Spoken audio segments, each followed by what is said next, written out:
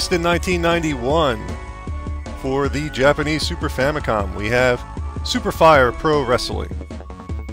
This game is the fourth installment in the Fire Pro Wrestling series and the first for the Super Famicom. Now, I've heard a lot about the Fire Pro Wrestling series, and I decided to pick it up and give it a try. Let's pop it in the old modified Super Nintendo that plays Super Famicom games. Now, ladies and gentlemen, you're going to want to not try this at home unless you have a modified Super Nintendo, because Super Famicom games won't play in an unmodified Super Nintendo.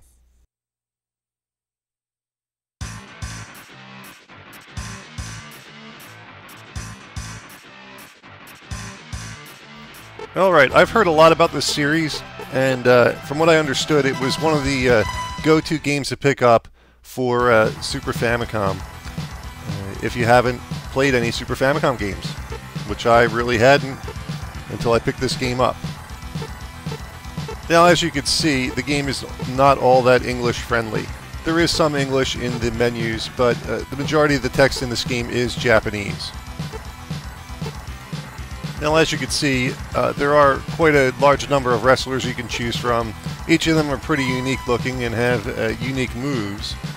And I went with the wrestler that looks like Yoshimitsu from the Tekken series, though I'm sure it's a different guy.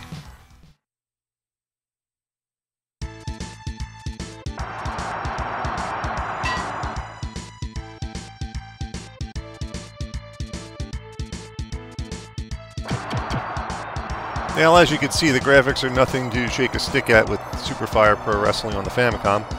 It's not, you know, pushing the Famicom to its limits by any means in the graphics department. But what makes Super Fire Pro Wrestling unique is that it's extremely rich in the gameplay department. And in fact, this game is known for incredibly deep gameplay.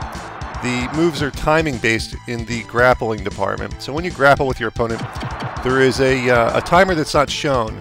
And the first to execute a move within that timer gets the move to work, but the longer you wait, the more powerful of a move or the different kinds of moves you can do. So it's a bit of a strategy involved in playing. And I must admit, it's a strategy that I am not good at in the least. I mean, I tried. The first few times I played this game, I had no idea what I was doing. I looked at the manual, but the manual's in Japanese, so I just decided to pop it in and mash buttons a bit, because it's a wrestling game, and I figured that's basically how you did moves. And I was way wrong. So I decided to look it up online, and found that much information out, but I couldn't find a translated version of the actual manual. So I was just going with general gameplay dynamics for the entire series, and I managed to figure out how to execute a few moves. But again, I am horrible at this type of game. I'm not very good at wrestling games to begin with. I have no idea what the opponent is doing to me there. It appears he's sitting on my face and my head's exploding. Anyhow, if you're a fan of wrestling games in general, this entire series is a must-have. From what I understand, it has some of the richest and deepest gameplays in all of the video wrestling games. And some of the later titles have a really interesting character creation mode.